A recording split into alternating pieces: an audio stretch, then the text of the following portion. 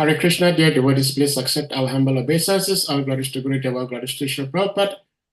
Today, we are very much blessed. We have His Grace, Madam Gopal Prabhu, who will be speaking to us from the Nectarian SRIMAD BHAGAVATAM.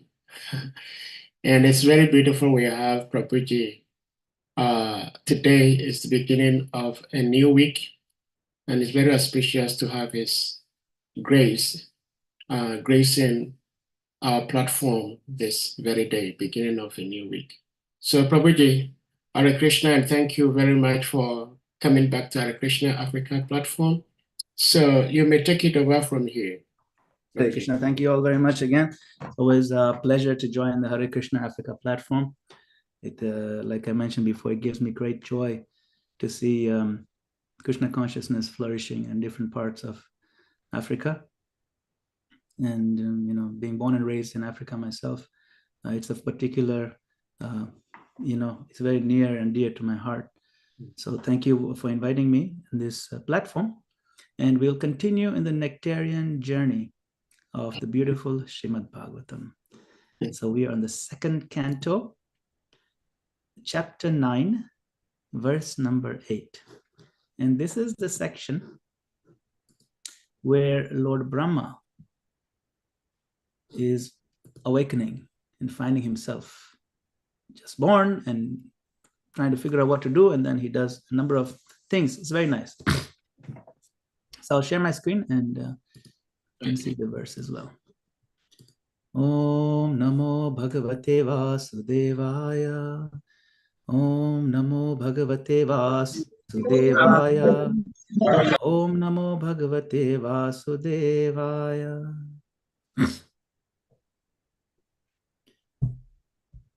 So 298. Divyam sahasrabdamamogha darshano jita nilatma vijito bhayendriya atapyatasma khilalokatāpanam tapastapiyam stapatam samahita. Translation and purport by His Divine Grace A.C. Bhaktivedanta Swami Srila Prabhupada. Srila Prabhupada ki jai. Lord Brahma underwent penances for 1,000 years by the calculations of the demigods. He heard this transcendental vibration from the sky, and he accepted it as divine.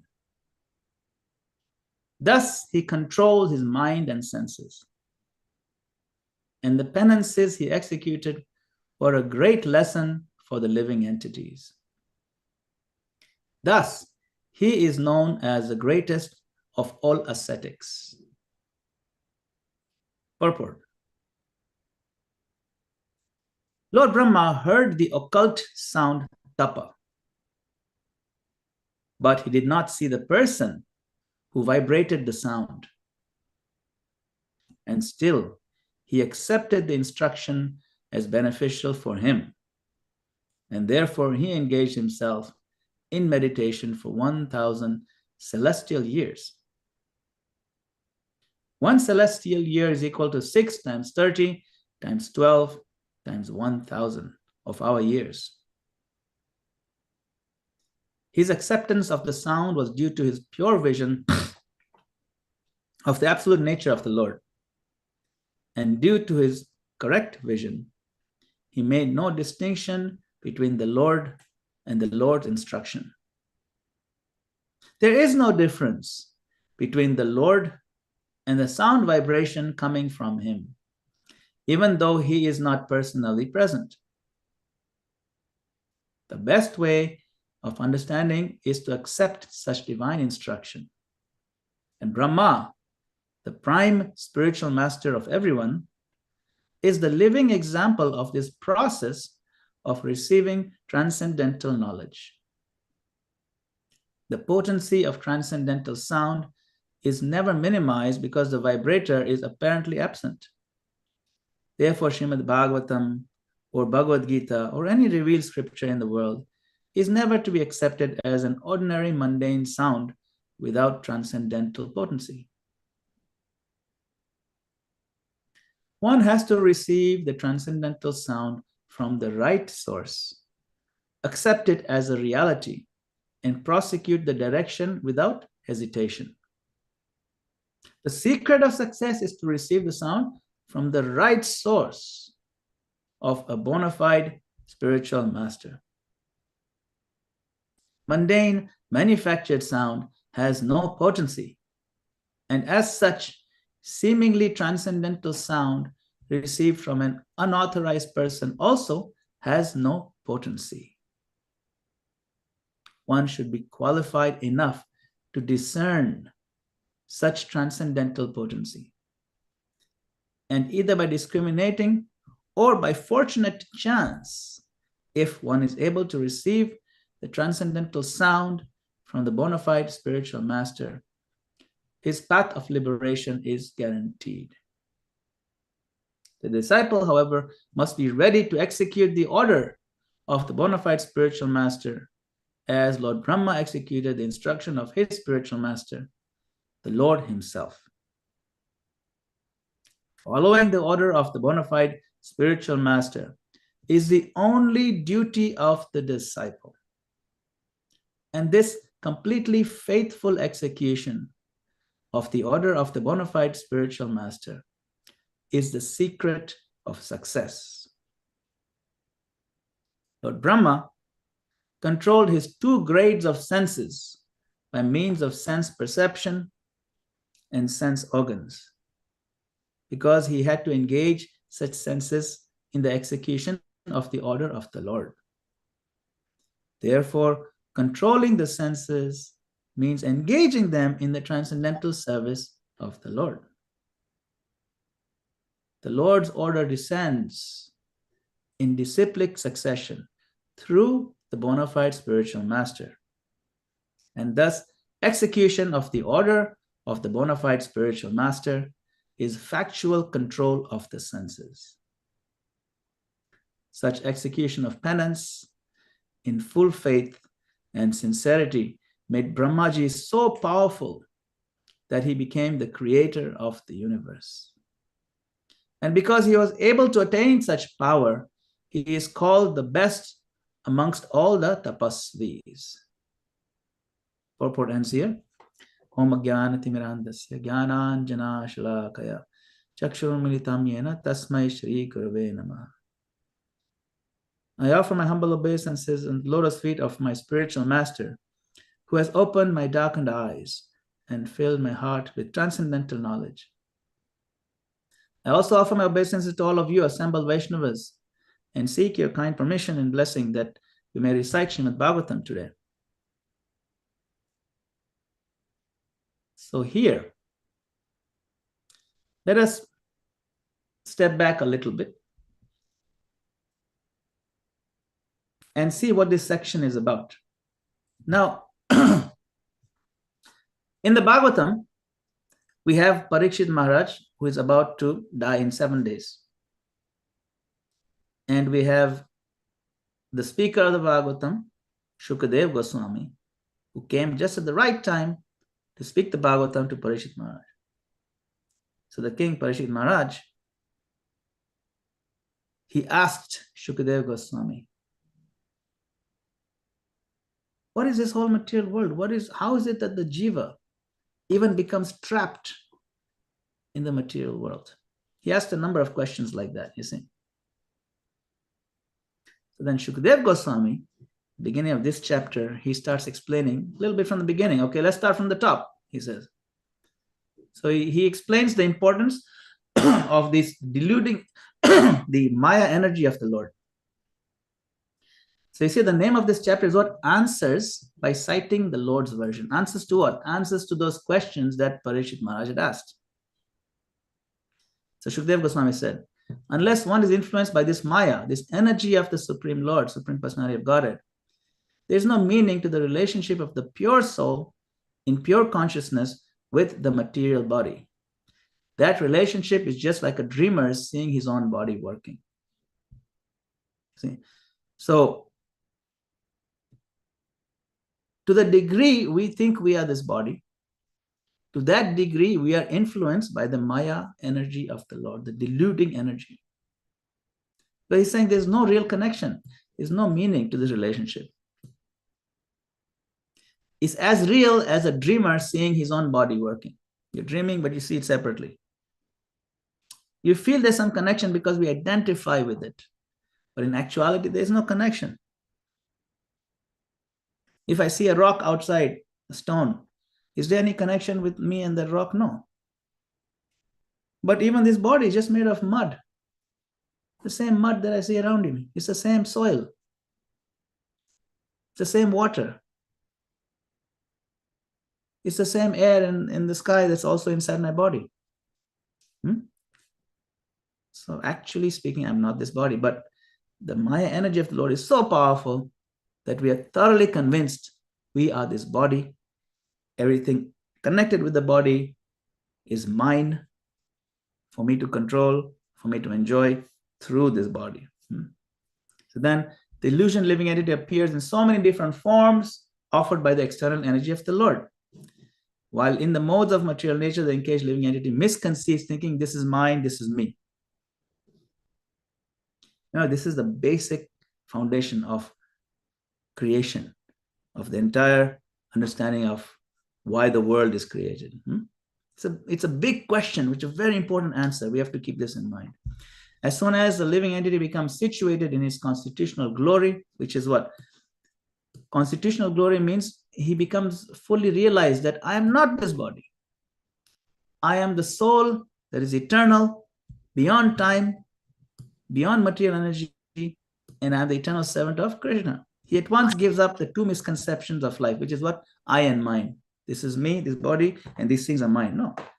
I realize this is not me, and these things are not mine. So I should not be attached to them. I should not be detached from them. And this is just what it is. How can I be detached from something that's not even mine? Then he becomes manifested as a pure self, and he begins to enjoy transcendental experience. You see, he's enjoying transcendence. So right away, begins to enjoy the transcendence beyond time, material energy. So then, as we come close to our verse today, he says, O King, the personality of God, being pleased with Lord Brahma, because he was doing bhakti yoga very nicely, he came before Brahma. And that is the goal of all of us. You see, so even as he's narrating this story to Parikshit Maharaj, he's reminding Parikshit Maharaj that, okay, this is what happened to Lord Brahma, because he listened to the Lord, he obeyed the Lord, he performed his bhakti yoga. So the Lord came before Brahma. And he's saying, for all of us, this is the goal. This is the objective goal for purifying the condition. So this is what we also should strive for. Lord Brahma, the first spiritual master, he could not figure out where is the source of all this, where is it coming from? He didn't understand the proper direction for the, he had some kind of clue inside that he should be doing some work, some creation. He should build something, but he didn't have any direction. So then when he was thinking, he heard two syllables, ta and pa. Tapa means do the austerity. Then verse 7, when he heard the sound, he tried to figure out where the sound coming from, but he couldn't figure out. So he sat down on his seat and he just performed the austerity, tapa. He performed the tapasya, you see. And then he did this tapasya that comes to today's verse. He did this penance for 1,000 years by the calculation of the demigods. Divyam sahasrabdam. Sahasra means 1,000. Divya means the celestial. So 1,000 celestial years, and Prabhupada gave in the purport. Okay. In the purport, we find this word occult. He heard the occult sound tapa. Now, this occult is not very, it's not a very commonly used word, but occult just means hidden. It means he couldn't figure out where it came from. It just means hidden, that's all. So original meaning of the word occult. But because he knew that this is coming from a transcendental source, he understood that if he follows the direction, it'll be beneficial for him. You see, so similarly for us also, whether we know it or we don't know it, we tend to follow some direction, even if we think we are fully independent. And we think, I'm the one who came up with this idea to do this, to build this, to develop a business like this, to develop my country like this, to build my family like this, to take care like this, to work like this. These are my original ideas. We may think they're my original ideas, but actually we are just a composite. All our ideas are a composite of different inputs that we have received through our lives, from childhood and even beyond, from previous lives. So all our preferences, anything we think we are creating originally, all those things are combinations of things we have heard. So we are just doing what we have heard in the past, and a combination of that with our experiences in life. So if we find somebody who can give us the right direction, and we can trust them that that person is the right person from whom to take direction, and then we follow those directions, then it'll be beneficial for us. So Brahma came to that conclusion. This is the Lord's sound, is a transcendental sound. So Prabhupada explains, his acceptance of the sound was due to his pure vision of the absolute nature of the Lord. See, he knew that when the Lord says something, it's going to be perfect for me. So I just have to follow it very clearly and straightforward. And due to his correct vision, you see, his vision was correct. He knew this is coming from Krishna. So he made no distinction between the Lord and the Lord's instruction. The clue for us to get here is this. Why do you think this experience of Brahma is shown this way? It is shown to highlight the importance of the sound and the message, not the vision. Brahma did not see where the sound is coming from. He could not see the face of the Lord. He just couldn't figure it out. But he heard the sound and he accepted it. That is the key for us. There's no difference between the Lord and the sound vibration coming from him, even though he is not personally present. So sometimes when we are preaching or we're sharing Krishna consciousness, so we should follow Bhagavad Gita. It's the message of the Lord. And then someone can channel, but the Lord is not present before me. For Arjuna, it was easy. Krishna is there. He's telling him. He does it, no problem. Krishna is not present before me. But in Brahma's case, the same issue. You see. That is why this is being highlighted here. Brahma heard. And Prabhupada continues, the best way of understanding is to accept such divine instruction. The prime spiritual master is who? Brahma. If we go back to our lineage, our disciplic succession of parampara, who is at the head of our disciplic succession? Is Krishna, of course. And after Krishna, the main head is Brahma. That's why our sampradaya, our lineage is called the Brahma Sampradaya. We are in Lord Brahma's line. Krishna started 4 lines that are authentic. Krishna spoke this message to Brahma. He spoke this message to Lord Shiva. It is called the Rudra Sampradaya. He spoke this message to Lakshmi Devi. It's called the Shri Sampradaya. And then he spoke it to the Kumaras, who are the sons of Brahma, a separate line. That's called the Kumara Sampradaya. So you got the 4 Sampradayas. Our lineage come from Lord Brahma. He's the prime spiritual master of all of us. And he's a living example of this process of receiving. Living example. How is living example? Because he took it, even though the person speaking was apparently absent, you see. The potency of the sound is not minimized just because the person vibrating the sound is not visible. Therefore, the Bhagavatam or Bhagavad Gita is never to be accepted as ordinary sound. It has a transcendental power. It has a potency. Now, Prabhupada goes on to explain, okay, fine, you may have a doubt. What if anybody says any old guy on the street or any person on the street says, listen to me, my instructions are transcendental, I'm representing God. I'm God's messenger. So you must hear me and do what I say. Prabhupada says, don't get fooled by that. He says you have to receive it from the right source. Right source. How do I know what is the right source? Because it says, right, the secret of success is to receive the sound from the right source of a bona fide spiritual master. Mundane, manufactured sound has no potency, and such seemingly transit from unauthorized person has no potency. So how do I know? The key is this one right here. One should be qualified enough to discern. You must know, you must have at least some knowledge to tell whether it's transcendental potency. That's how you do it. You get qualified. So the qualification, there are two.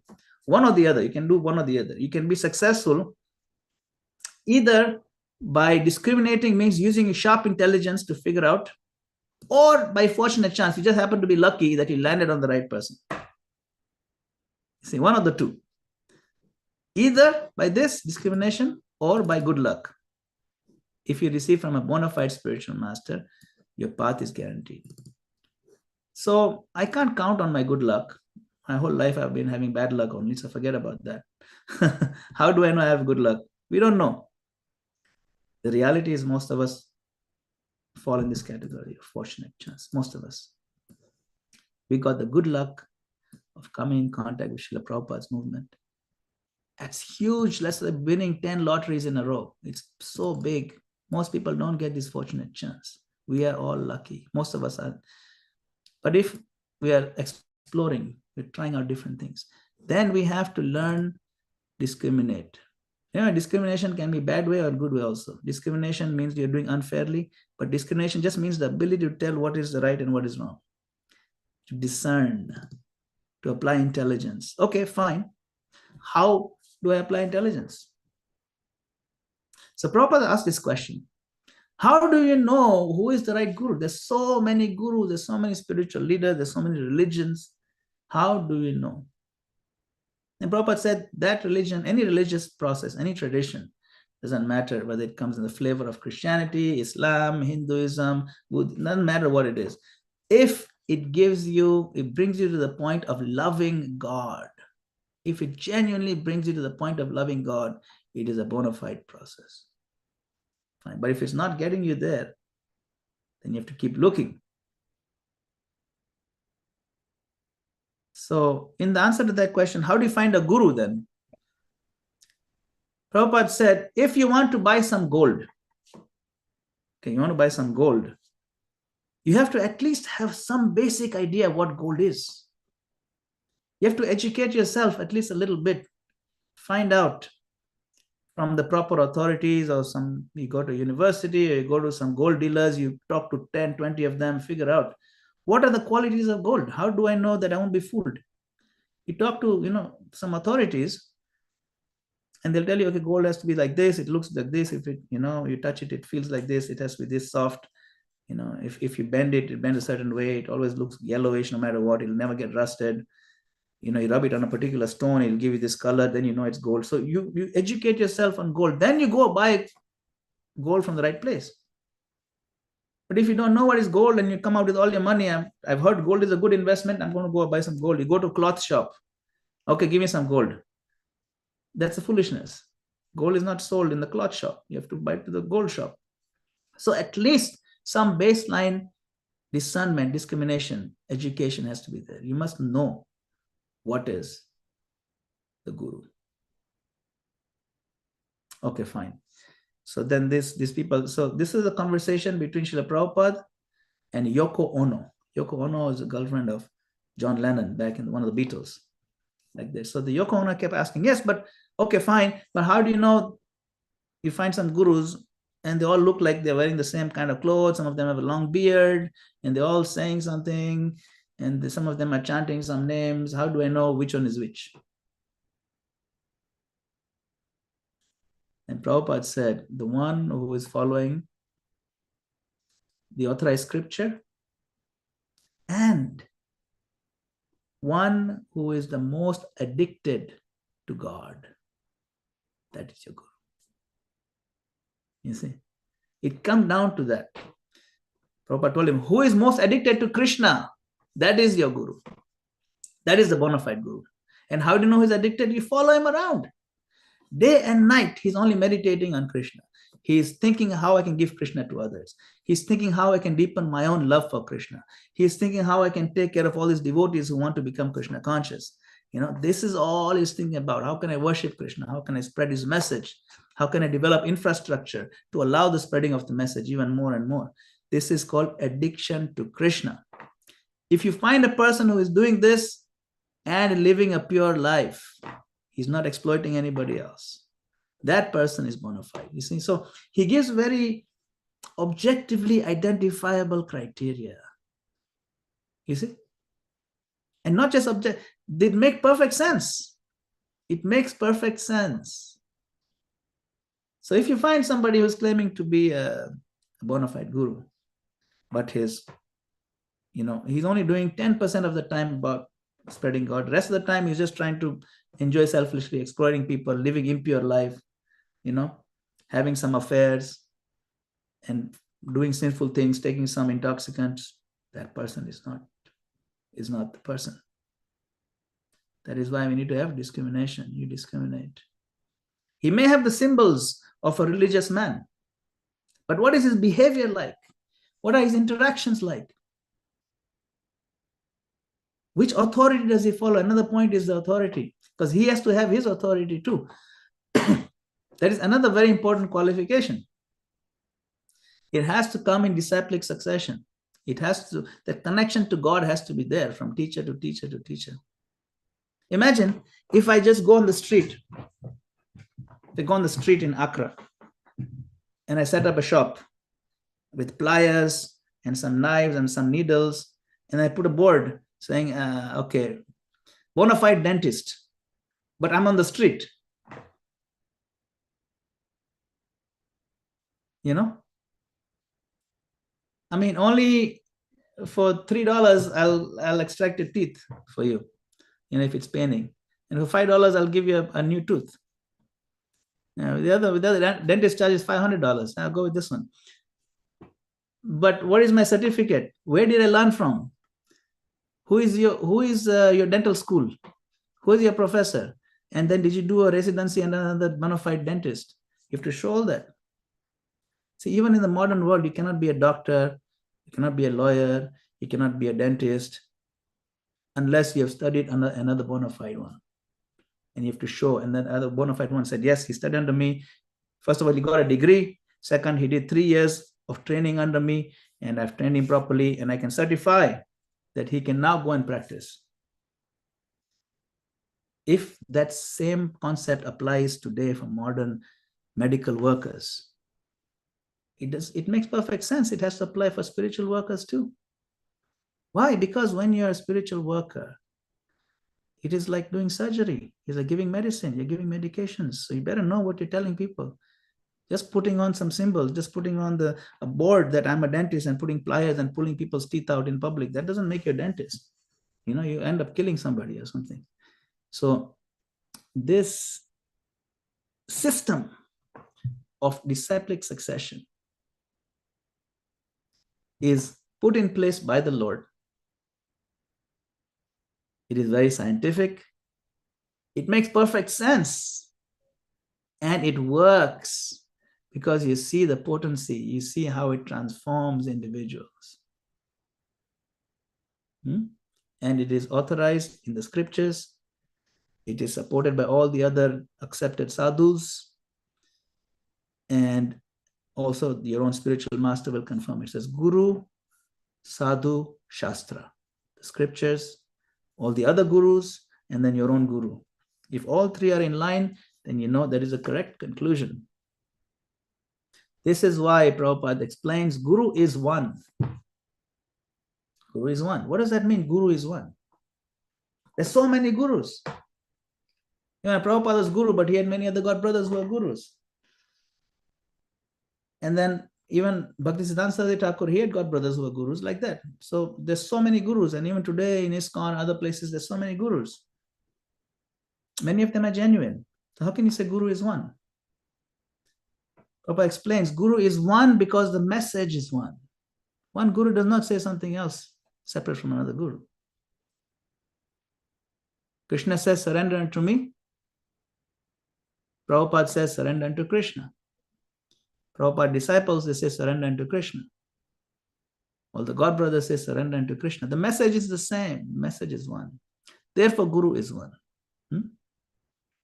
So once you have identified, okay, this is the right Guru because he comes in disciplic succession, his behavior is pure, right? And he's teaching everything. He's very familiar with the science of Krishna. You can see that he knows the scriptures. Anything he says, any assertion he makes, any point he insists on doing, he backs it up with scripture.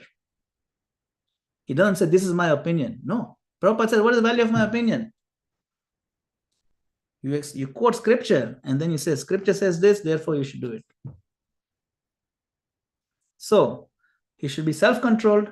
He should come in disciplic succession and he should be familiar with the science of Krishna consciousness thoroughly. If you have those three qualities, he is a bona fide Guru. So it says, the disciple must be ready to execute the order of bona fide spiritual master as Brahma executed instruction of his spiritual master, Lord himself. Then we will be able to be successful. Now, if you go to the nectar of instruction, the whole book, it's like the essence of all instructions, right? It only has 11 verses. The opening verse comes to this point right away. How do you identify Guru? You know that. The opening verse number 1 of nectar of instruction. How to identify Guru. Because if you can't do that, anything else after that is bogus. You see, if you got the wrong instructor, then you'll be cheated the rest of the way. So first things first. First identify Guru. Now, in that particular verse, he gives the discernment, the discrimination, the qualification. We can discriminate on this basis. The qualification of Guru, and the qualifications he gives, they cannot be imitated. You see, a fake Guru cannot imitate those 6 qualities that Rupa Goswami gives in Nectar of Instruction, the opening verse. What are those 6 qualities? Vacho vegam, manaso krodha vegam, jivva vegam, udarapastha vegam, etan vegan yovishaheta dhira, sarvam apimam prithvim sashishyat. One who can control his speech, vacha, the urge to speak uselessly or something like that. And then urge of his mind, krodha, his anger, who can control his anger, who can tolerate. Vacha vegam, manasa krodha vegam, jiva udar upastha, the tongue, belly, and genitals. If that person controls all those 6 or can tolerate, it says vishaheta dhira. Vishaheta means what? Vishaheta means he can tolerate the urges. You see? Tolerate. It doesn't mean that he does not have urges. Every person in a body will have urges to be angry, will have pushing of the tongue, will have pushing of the belly, and they're all there. It's part of the package. You cannot help it. But the Guru is the one who tolerates. You see, you can't say he doesn't have any urges. No. That's a lie. But if person tolerates and disregards them and only uses what's properly applicable to use, that is a Guru. That something cannot be imitated like that. You see? So if you observe carefully a person and you see that he's day after day, week after week, year after year, he's tolerating all these urges and always in line with Krishna, always working purely, very familiar with science of Krishna, that is a Guru. And then once you find a Guru, then you obey that person, because that all Gurus who are transcendental and they are bona fide, they only want benefit for their disciples, something beneficial for them, some spiritual progress for them. So then if you obey, if you follow the direction of that Guru, then you'll make very quick progress and you'll find immediate happiness. You'll feel a sense of joy. See? And then finally, in the final purport, paragraph of the purport, Prabhupada explains how when Brahma is controlling the senses, what it means to control the senses. It means engage them in the transcendental service of the Lord. So control of the senses in Kali Yuga is practically impossible. However, because of Prabhupada's system of Krishna consciousness, he has built it in such a way that we engage all our senses in service of the Lord. We will not feel dissatisfied. We will not feel like looking elsewhere for the joy in the heart. Everything is fulfilled by following the Krishna conscious program. Instead of eating some junk outside, some nonsense or some non-vegetarian things, no. We only eat prasadam, and prasadam is delicious. Prasadam is transcendental. It purifies our body and our mind and the senses, and it gives joy to the soul. So only eat prasadam. We want to see something beautiful that excites us. Instead of finding it outside something that will degrade us, we look at the beautiful form of the Lord, the paintings of Krishna, the deity form of the Lord, how he holds his flute, and so many beautiful things available in the temple. That beauty, the desire to see beauty fulfilled completely when we see the deity form of the Lord. We don't like smelling bad things, but in the temple you offer the incense, you offer the flowers, only very pure things they are given to the Lord, and then the atmosphere becomes very fragrant, and the desire to smell, other things, that's gone, because that engaging service of the Lord. Same thing. So we engage our senses, we hear nice, beautiful songs of Krishna's bhajans, Krishna's holy names, play nice instruments in his glory. So all those things are covered very nicely. And it pleases the Lord, it pleases the heart, it pleases the soul, and it pleases other people who come and hear it, who come and experience it. So for those of us who engage in this Krishna conscious process, we are extremely fortunate. And we see that even at the beginning of the creation of the cosmos, the same process is there. Where Lord Brahma is hearing the message of the Lord.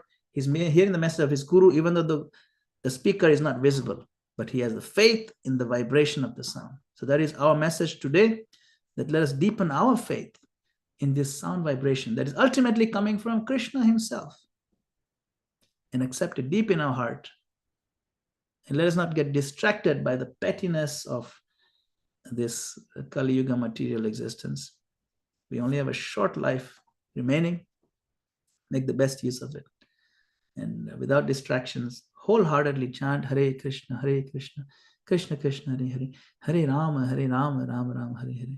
That is our tapasya, that is our penance, that is our joy, that is everything for us. Because everything is there in the holy name of the Lord. Hare Krishna. Srila Prabhupada ki jai. Hari Om. If you have any comments or questions, we can take it from here. Hare Krishna. Thank you so much, Prabhuji, for the beautiful SRIMAD BHAGAVATAM discussion. Dear devotees, if anyone may have questions, comments, realizations, please see me on mute and go ahead to speak. Prabhuji, okay, SRIMAD BHAGAVATAM Prabhu, please see me on mute.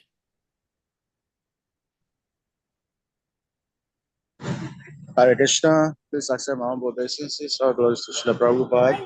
Hare Krishna. Thank you very much for the wonderful discussion. Prabhu, I heard you glorifying the fact that Lord Brahma had just the sound without saying the person.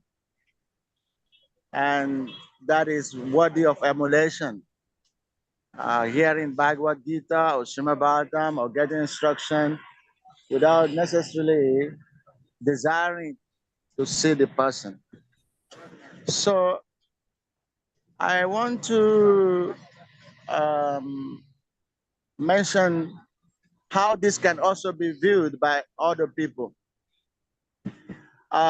First is that some religionists or some spiritualists believe that nature speaks to us, that every day nature speaks to us and we don't listen. So if we listen carefully, the many ways everything in the nature is speaking to us. So this type of spiritualists, they excuse me, they are, like you may call them, naturopathy or animists, and they have so much faith in reading signs or hearing sound without necessarily following a particular person. So how would you qualify this in respect to Brahma being the first living entity who also got instruction from nature? What might say from Krishna, yeah, but other people say it's hearing from nature. So how would you qualify this? Hare Krishna. Hare Krishna. This is a very good question. It's a very good question. How did Brahma know, or how does anybody know whether that sound coming from that he's hearing is coming from somewhere? Is it coming from nature, or is it coming from beyond the material nature? So the fact is that it's true. Nature does speak to us. The world, the universe speaks to us. Right? We can feel the messages. Now, generally speaking, and Prabhupada explains this, and of course, even in the case of Lord Brahma, if you read in the chapter, right, in the beginning, if you read, see, we read text number 8. 8. But if you read text number 4, right, which is a few verses before that, the Lord did reveal himself. See, it says, O king, the personality of God at text 4, right? Being very much pleased with Lord Brahma because of his non-deceptive penance in Bhakti Yoga, presented his eternal and transcendental form before Brahma. So he gave him the glimpse, okay? That's one point for us to remember when you're comparing that. Then text 5, when he got the glimpse, then the Lord disappeared, then he started speaking. So the Lord gave him darshan, but he didn't speak at that time. Second, when the Lord started speaking to him, the Lord was not visible. That's over here. He could not trace out the source. He could not trace out, like he couldn't figure out the sound. He heard just the 2 syllables. So the point to understand is that Brahma had already gotten a clue that this is beyond nature. You see? So for the naturists or the animists, it is important for us to explain, or important for them to understand the concept that there is the material plane and then there is the spiritual plane, which is transcendental. So animists and naturists are not transcendentalists. That's why we have the category called transcendentalist. It means you transcend, you go above the mundane material plane. You see, so that concept doesn't quite exist. Yet there is an idea, there's some idea or some inkling that there is a higher power that creates everything. But in naturism and animistic philosophy, that concept is not there. The concept is there's always, the universe is all in all. The universe that we see is the source of everything. Nothing existed before the universe. Nothing is above the universe. There's nothing that creates the universe. The universe is the mother, eternal existing. So now, when we read about the universal form, and in the Bhagavatam, we read quite a bit about the universe, in this second canto itself, how the universe itself is seen as the body of the Lord. You know, it says the mountains are like the bones and the rivers like his veins and things like that. So that is one way to accept the authority that even this universe can be seen as the Lord. However, even in the verses themselves, that universal form is called kalpitasya. It is imagined. So even the concept that these are the bones of the Lord, these are the veins of the Lord, is an imaginary concept, but it is still somewhat valid to get people to accept the supremacy of the Lord, but it's not the highest. That's why it's called imaginary. Even the universal form that Krishna showed to Arjuna on the battlefield, that is not Krishna's original form. If you read the purport in that one, Prabhupada explains, this is a godless display of opulence. Godless. He uses the word godless. That means it is only meant to impress that yes, there's some greatness. I am great. All these universal aspects, I put it all together. This is all coming from me. This is not my actual form. That's not what we worship, you see, because that's not his actual form. So these concepts are a little bit more abstract for people who subscribe to the animistic or naturistic philosophy. But they can certainly be explained that, look, there's some categorical difference between the mundane nature and transcendental nature. And the clues of that, it can be found in our own body, in our own existence. That's how we can encourage them. For example, there's a categorical difference between the life force and the dead matter. Similarly, the universe that's visible to us has those two concepts. You'll see the living entities, you see the life force available and visible everywhere, and then there is the dead matter. So once you understand the difference, you realize the life force is transcendental. So then you can introduce the concept of transcendentalism, which is above the concept of naturism or animism. But it is a difficult concept to grasp if you don't accept the authority of those scriptures. See? Yeah. Hare Krishna, thank you. Shimavara, do you have a follow-up, or you okay with the answer? Yes. I have a follow-up. Okay, go ahead. Yeah, thank you, Prabhu. The other aspect of that same question is like you mentioned that the hair that we breathe is the same that is outside us, is the same that is inside us. So of course we understand that all the elements exist inside us and they exist outside of us. But then the elements are considered inferior because they are inert, and it is the vital force, as you're saying now, that is the superior force that is moving the elements. Now, having said that, we also believe that there are devas behind these elements: the fire element, the air element, Vayu, Agni, and these are beings that are not inert. And sometimes when there is some serious cataclysm, natural disorder, whether fire or by air or by water, the animists, they go and make sacrifices to appease the god in charge of these elements. And then they seem to get results, So how do we separate the idea of the element being inert, and then we also believe that there are personality behind them? So which is which? That's what I want to understand.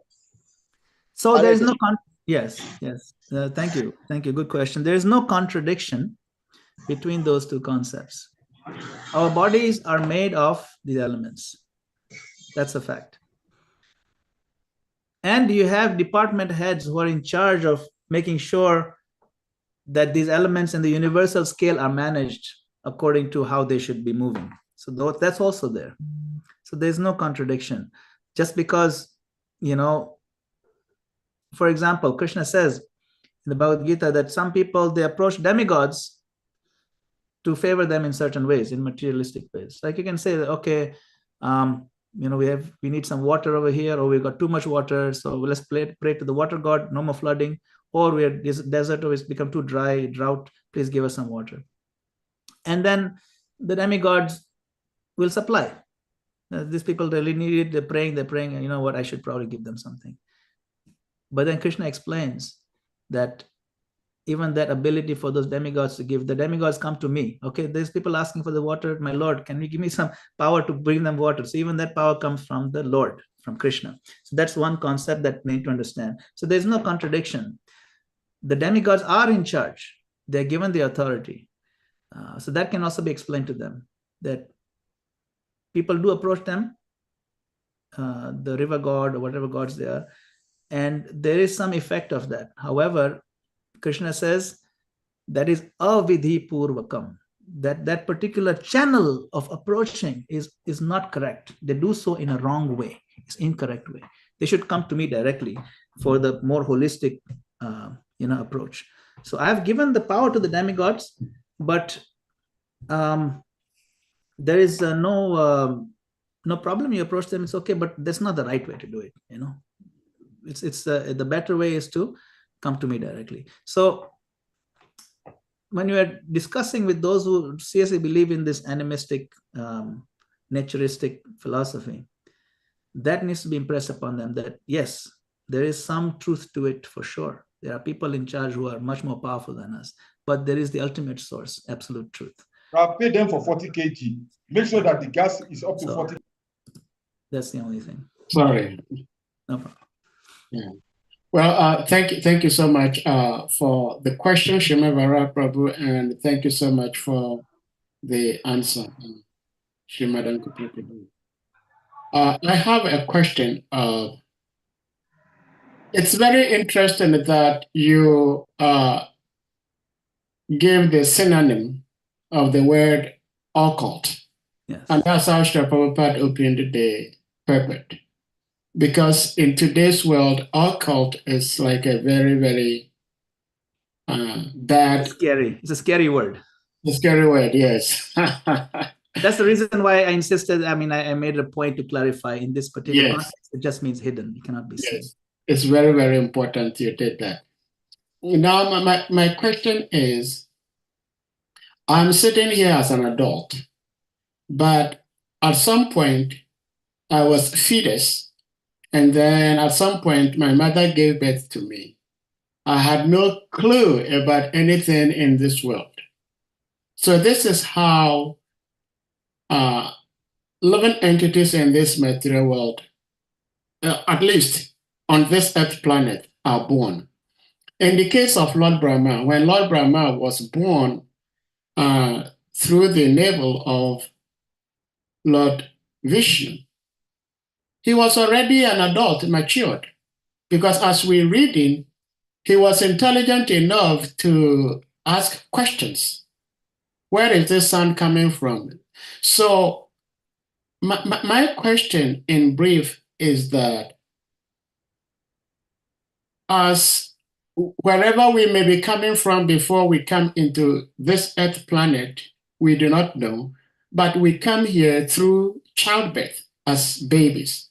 Now, when we leave our bodies, when we die, and we have to go to wherever we have to go, do we go there to be born as babies if we are still within this material world? Or we go to wherever we have to go the very way we left this earth planet? I don't know if you get my question, Prabhuji. I don't think I follow exactly. Maybe you can give a little bit more explanation. Okay, let me try to explain. I'm saying that I do not know whichever planet I came from to be born in this earth planet. But wherever I came from, I was born on this earth planet as a baby. Yes. Not as an adult. Correct. Just like in the case of Lord Brahma, when Lord Brahma was born, he was not born as a baby, he was born as an adult. Correct. So if I die and I have to go somewhere because I am out of this earth planet, if I am still within the earth, if I'm within the material world, whichever planet I find myself in, do I find myself on that planet as a baby or as an adult, as I'm sitting here when I died? I died and as an adult. So do I get manifest in that particular planet the very age, the very way I left this earth planet, or I will enter into a woman's womb to be born? Yes. So that's a good question. It's an interesting question. We can get clues about this question from the Bhagavatam itself. For example, it is described in the heavenly planets, some of the heavenly planets, like Indra Loka, and that area is still part of the material world. People don't grow old. They're all very youthful and they live for a long, long time. They're very beautiful. It is described that the men and the women, they're so beautiful in those planets. that even the most beautiful people on earth, they look like lizards by comparison. Yeah. And it's also described that the women in those planets, they only get pregnant in the last year of their life. And they get pregnant and they give birth to babies. So the babies are born and they grow quickly and all that. The babies are very beautiful, but they also enjoy the baby life and all that. So that is, the baby concept is there in those planets. Now, depending, even in this planet Earth, right, we can see living entities are born all different ways. Not just, I mean, if you look at other non-human species, got different ways to come out, right? Like, the birds, they give birth to egg, and then from the egg, so it's a little different. It's not exactly like a birth. They're not like baby. There's like different baby style. Then there's a seahorse. Seahorse is like little in the ocean. Seahorse, the male gives birth to the seahorse babies, and just 1,000 of them come out. There's like videos of, you can look it up on YouTube. It's very interesting. Seahorses give birth, but they are conceived with the woman, with the female seahorse, but then the male afterwards is transferred to the male's body, and it's very interesting. Anyway, there are all kind of varieties of variation in the plant kingdom. Also, all kinds of birds happen. If you look at how mushrooms are born, mushrooms they don't even have seeds; they just kind of spores, and just overnight they pop up. So we have all varieties of birds in this world itself. And then there are kind of mystical birds. For example, Draupadi. Draupadi was born full born. She was not a baby. Yeah. She was born immediately. She came out of the fire. Draupadi and her brother. And so like that, we see some amazing things. So maybe in other higher planets, they also don't have this baby concept. So I think depending on the circumstances, you can have different varieties of appearances. It's one of the most mind-blowing things, that we hear. But it's interesting. Yeah, thank you so much, Prabhuji. I have one more question. And let me see if I may be able to okay, but you remember, Prabhuji, you were stressing on the two ways we can tap into this faith in Guru and Krishna. One says that discrimination, discrimination, and one says that you have to use good fortune. One is discrimination, the other is good fortune. Yes, by fortunate chance. Yes. Now, my question is, there is a saying that at least in order for one to win a lottery, one should buy a lottery ticket. And therefore, I am thinking that even for one to have this fortunate chance, there must be something leading to that. And if there is something leading to that, what could that be? And if something leads to that, then how could it be considered fortune? Yes. So it's a good question. The lottery is just an analogy. It doesn't mean that everything about the lottery analogy works here. Okay. So that's just something. It's a good fortune. You find, instead of saying lottery, you can say, I was walking on the street, I found some gold. That's another way of saying it. Yeah. But receiving the mercy of great souls. For example, Prabhupada came and he glanced on all his devotees. Just by his merciful glance, their hearts were changed. Did they do something to deserve that glance? No, they did not. Did they buy any tickets? No, they did not. Even for $1, they did not buy anything. Therefore, you will see the word mercy, a lot of the times is preceded by the word causeless. You see, causeless. Causeless means free ticket. Yeah. You didn't spend $1 for that lottery ticket. You found it on the street, and that is a winning ticket you found. Exactly. The causeless. So please give us your causeless mercy. Why causeless? When we pray, my Lord, please give us your causeless mercy. By praying for causeless mercy, we are implying that I don't deserve it. Still, you please give me. You see, I'm undeserving of it. If I'm deserving, I say, it is my rightful claim, you give me right now. No, it's not like that. My Lord, I don't deserve, but still you please give me. That is why the approach, when we beg for, it's always causeless.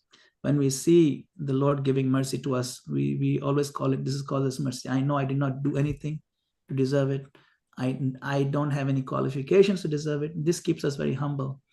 And similarly, we should always consider ourselves to be in the category of the good fortune, not so much the discerning, discriminating, because, you know, my intelligence isn't so sharp to discern, so I'm just going to consider myself good fortune.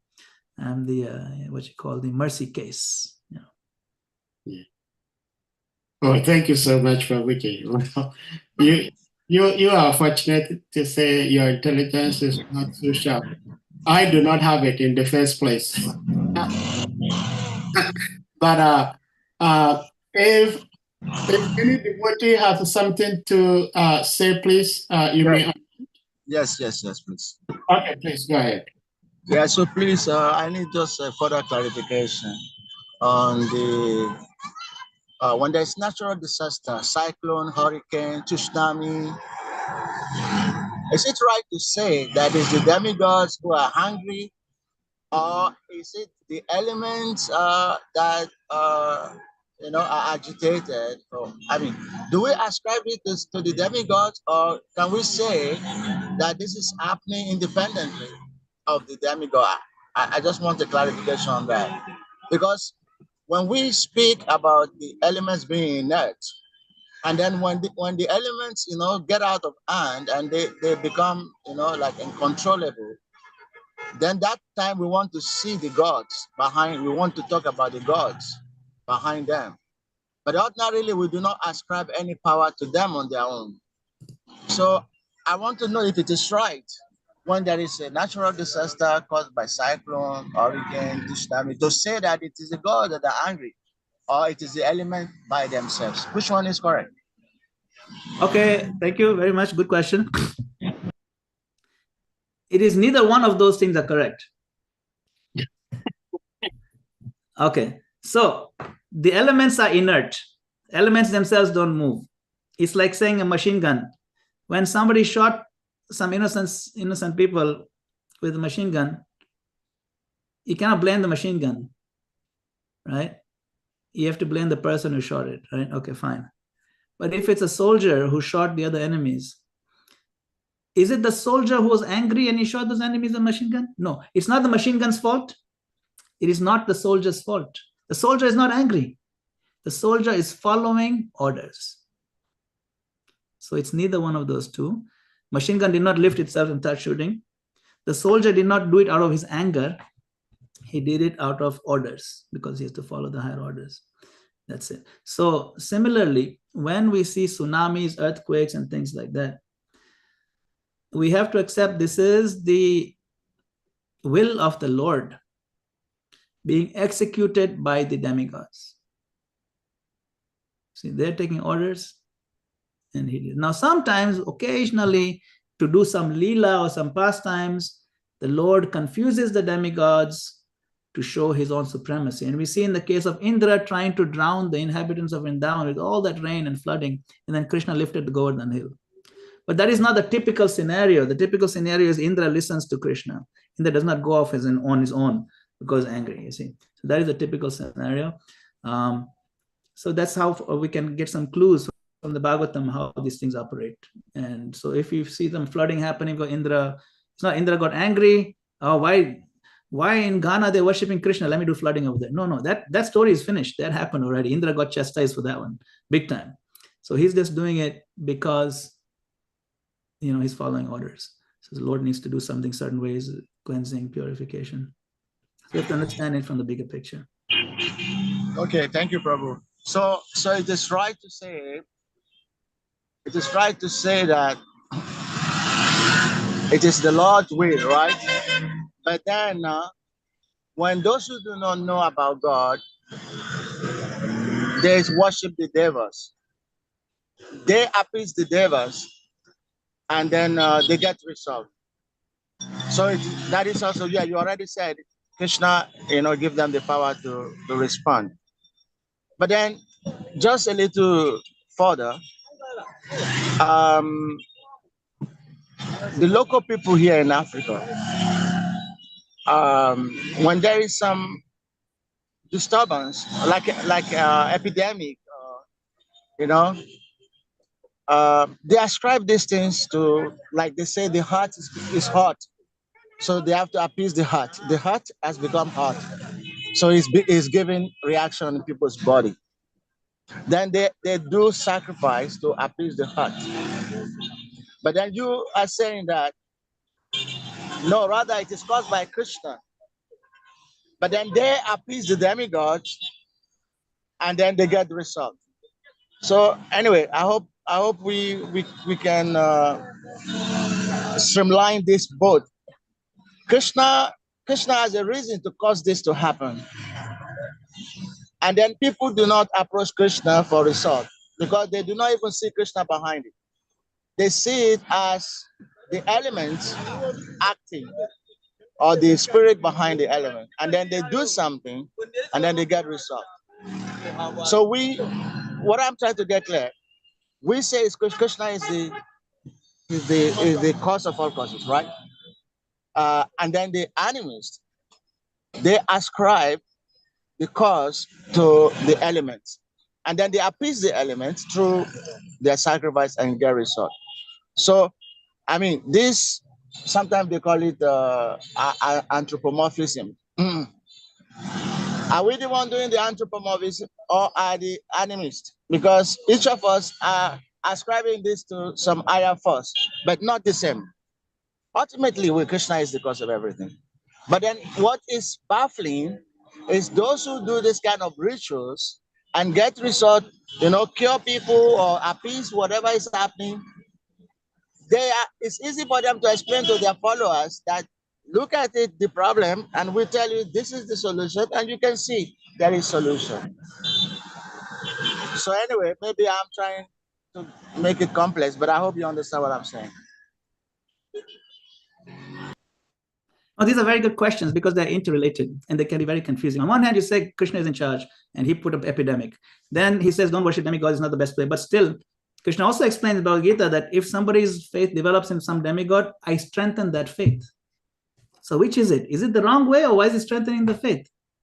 So you have to understand from the point of view of the yoga ladder that there is the highest understanding, the second highest, third highest, and like that. Okay. So he's talking about those on the very low on the ladder. For them, just coming to accept that there is a higher power, it's a huge jump for them to come from complete faithlessness to a higher power acceptance. So for that, to accommodate that, I allow this thing to happen. You see, so that's why when some demigod worship is successful, this is Krishna's plan. It is Krishna's infrastructure to gradually raise people who cannot come straight from lowest all the way to the highest. You see, so to accommodate all those different levels, he allows these kind of things to work. He empowers them to actually happen. But as they make more progress, and that someone asked the question, is there more than anyone higher than you? Those intelligent people are ready for the next level. That's all it's about. Okay, thank you very much. I hope that helps. I saw your thumbs up, so sounds good. Thanks. Hare Krishna, thank you so much. Actually, Prabhuji, as you were answering the question, which I believe, at least to me, is so beautiful and amazing answer.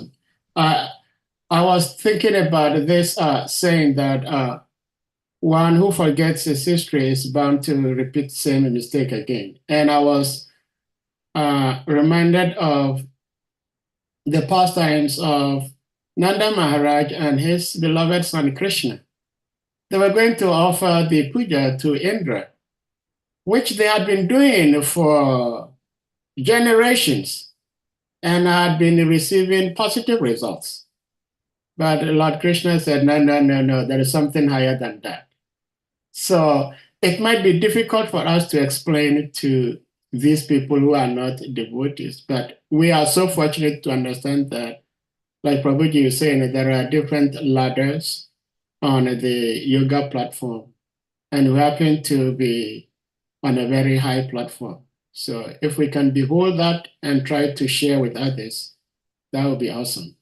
Yeah. The whole Bhagavad Gita is about that. Krishna explains the ladder from the bottom up, and then he explains in chapter 12 the top down.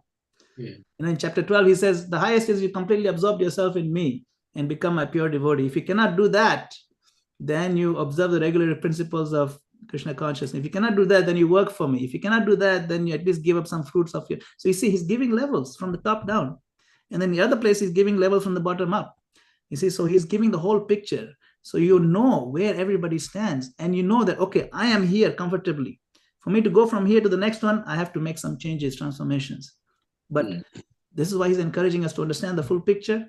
And then wherever, find where you are, then move upwards. See? Yeah. Thank you so much. Hare Krishna.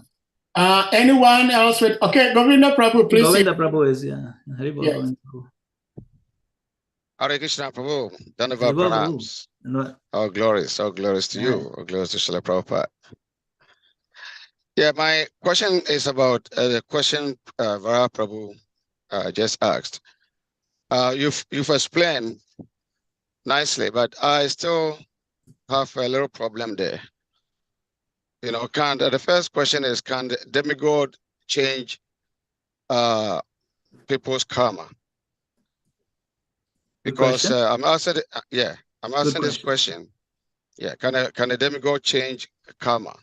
No, that's a good question. The demigod cannot change anyone's karma. Nobody can change anyone's karma except the Lord. See, to change someone's karma means you have to have the ability to give liberation.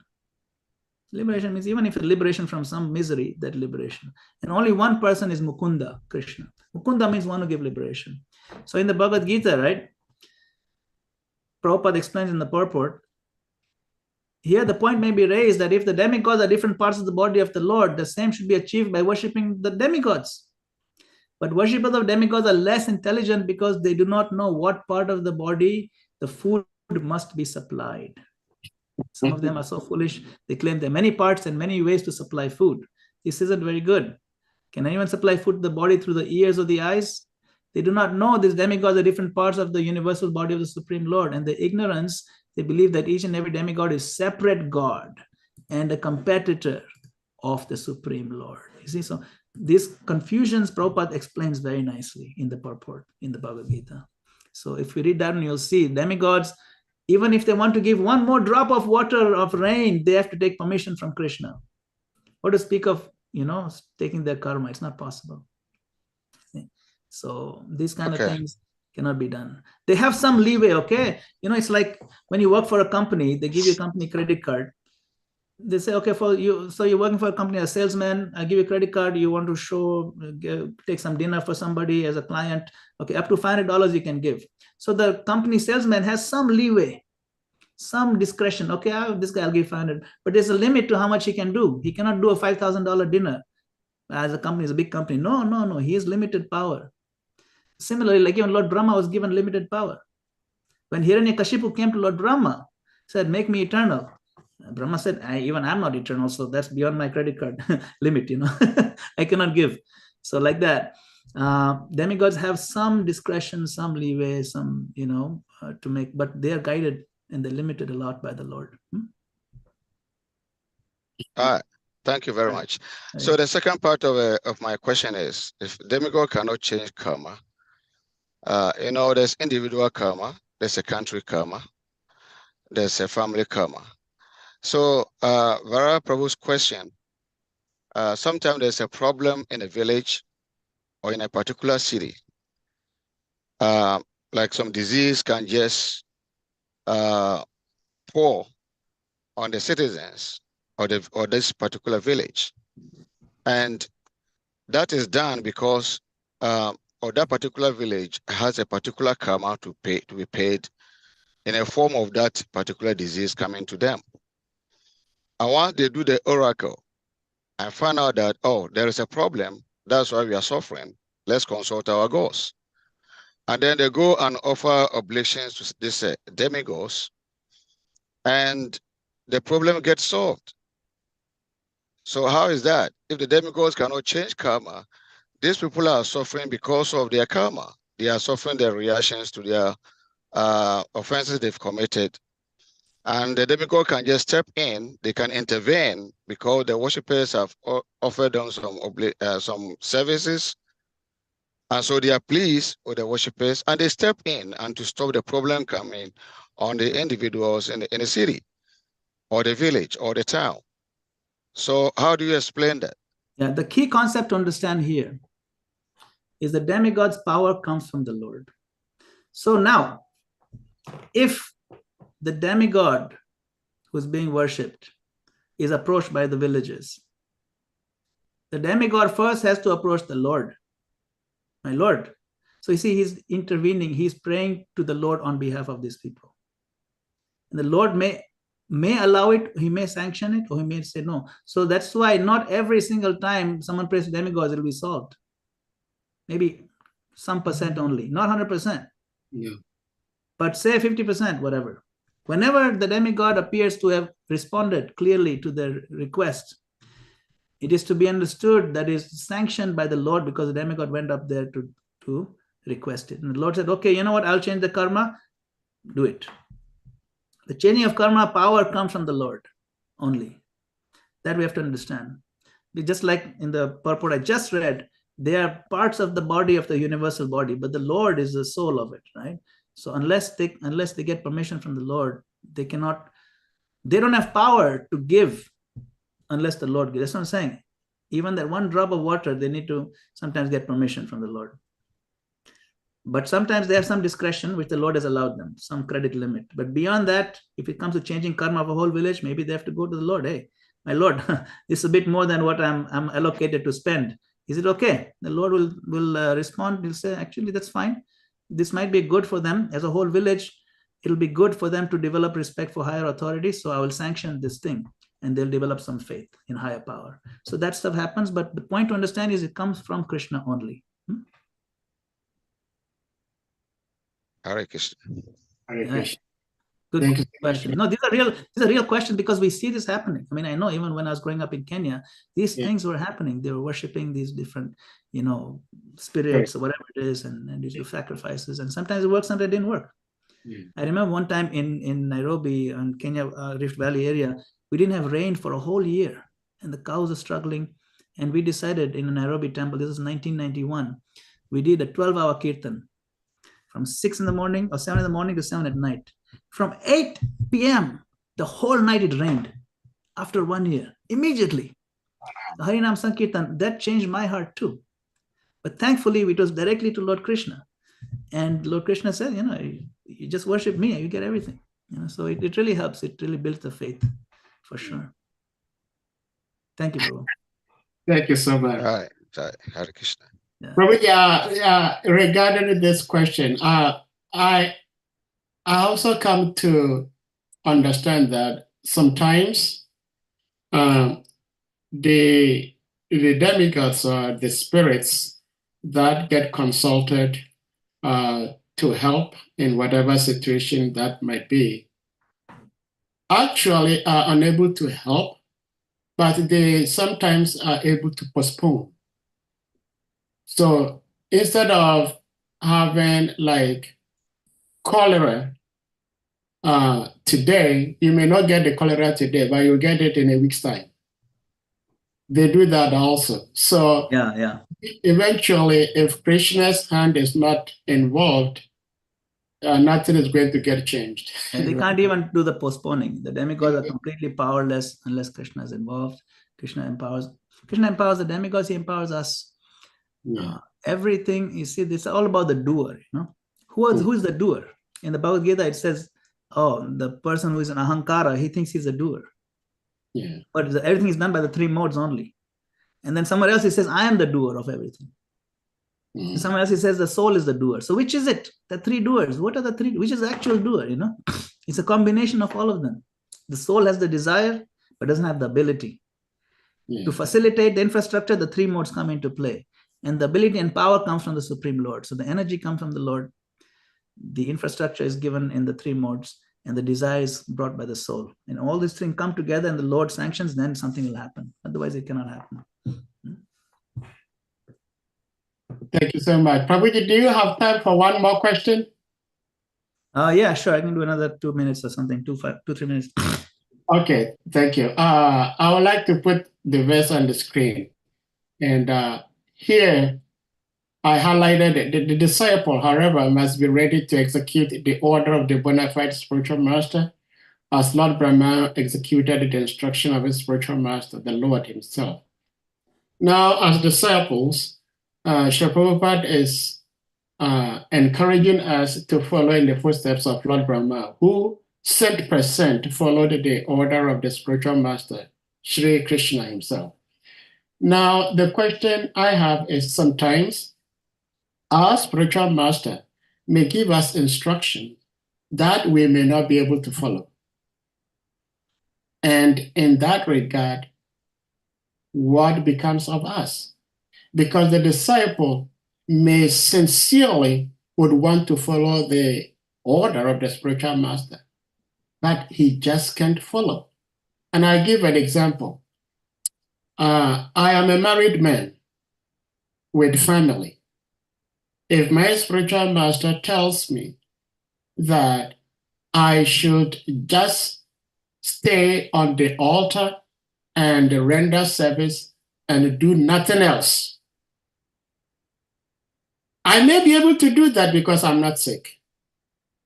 I'm healthy, physically, mentally. I'll be able to do that. But I also feel that I have the responsibility to take care of my family.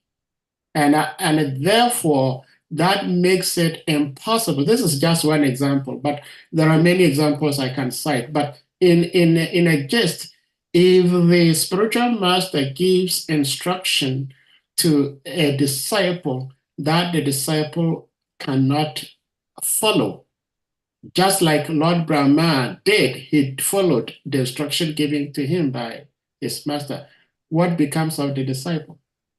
It's a good question. In our modern circumstances, of course, we have to execute the order of the spiritual master. However, it doesn't mean that we don't have any conversation with the spiritual master. It doesn't mean you cannot express your heart to the spiritual master. It doesn't mean you cannot ask questions. Remember, tad vidhi pranipatena pariprashnena sevaya. So, you know that verse in Bhagavad Gita chapter 4, it says, tad vidhi pranipatena. What does that mean, pranipat? Pranipat means offer obeisances. Okay. And if you break down Sanskrit, pra means forward, ni means down, and pat means flat. Forward, down, flat. Sanskrit is very scientific. Tad vidhi pranipatena. So you first fall down flat. Then pariprashnena. Prashna means questions. And pari means from all directions. Pariprashnena. Like perimeter. The word perimeter, periphery, it's the same word. Pariprashnena.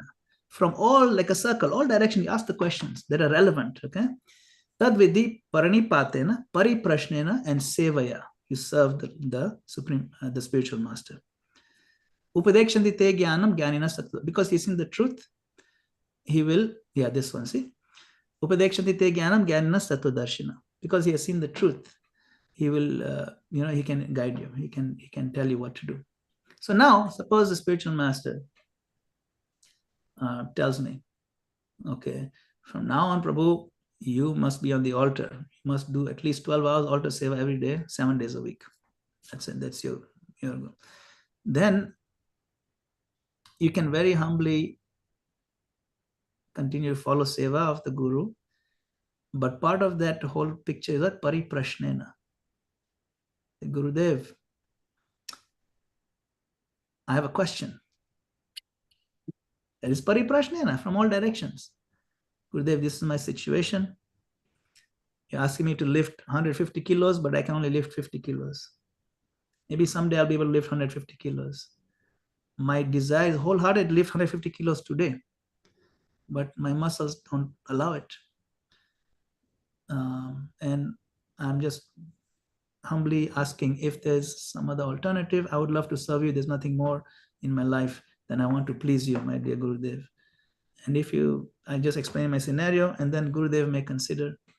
Generally speaking, it's always a conversation, Prabhupada explains the spiritual master doesn't know everything like Krishna knows everything. So sometimes spiritual master can have a conversation. Of course, we respect spiritual master as good as God, but he may not be aware of your limitations. He may not be fully aware of your abilities. He may have heard from somebody. His Prabhu can lift 200 kilos, no problem. Exaggeration, maybe he heard from somebody. So he asked, okay, I'll ask you to lift 150 kilos. It turns out he can only do 50 kilos. Fine. He may not be fully aware. That's okay, And there's not a disrespect to ask the question. Disrespect comes when you do it in a very arrogant way. But if you ask the question, that's why it says sevaya. We do humbly, with the offer obeisances. Then the conversation can be had. We should always be, it's part of pariprashnena. It's part of asking the questions. Guru Maharaj, let me ask you some questions. Given the context of my scenario, do you still want me to do this particular way? Can I do some other way? Can I adjust? These are all questions that are very relevant. If you remain humble, then Guru Maharaj will be very pleased that you're smart enough and humble enough to ask him the right questions and to be more efficient to provide optimal service to Krishna's movement. Thank you so much, Prabhuji. I will humbly request or encourage the devotees to later on go back to listen to this class, because we're going to benefit a lot from this class because of the answers provided here that will eventually help us in our devotional practices. So with that, we're going to bring the class to a close, and we're going to humbly request all the devotees to kindly unmute, and we all chant Hare Krishna Maha Mantra to express our appreciation to our revered speaker, His Grace Madhan Gopal Prabhu. Jai. Hare Krishna, Hare Krishna, Hare Krishna, Krishna Krishna, Hare Hare, Hare Rama, Hare Rama, Rama Rama, Hare Hare.